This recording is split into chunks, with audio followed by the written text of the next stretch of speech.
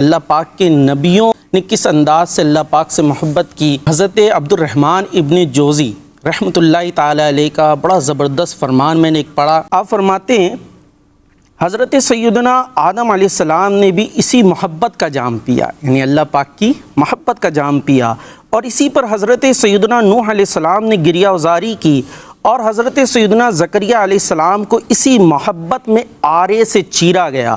حضرت سیدنا ابراہیم خلیل اللہ علیہ السلام کو آگ میں ڈالا گیا تو انہیں آگ کی تپش کا احساس نہ ہوا۔ حضرت سیدنا موسیٰ علیہ السلام کا شوق بڑھا تو عرض کرنے لگے کہ مجھے اپنی تجلی دکھا دے تاکہ میں تیری زیارت کر سکوں۔ حضرت سیدنا داؤد علیہ السلام کو خوش الہانی کا کیسا سرور حاصل ہوا۔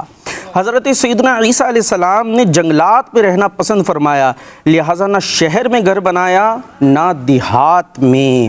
اور ہمارے نبی مکرم شفیع معظم صلی اللہ تعالی علیہ وسلم نے بھی اسی محبت الہی کا جام پیا، اور آج بھی جو محبوب کی تعریف ہوتی ہے اور اس پر فخر کیا جاتا ہے، یہ اسی محبت کا بچا ہوا حصہ ہے۔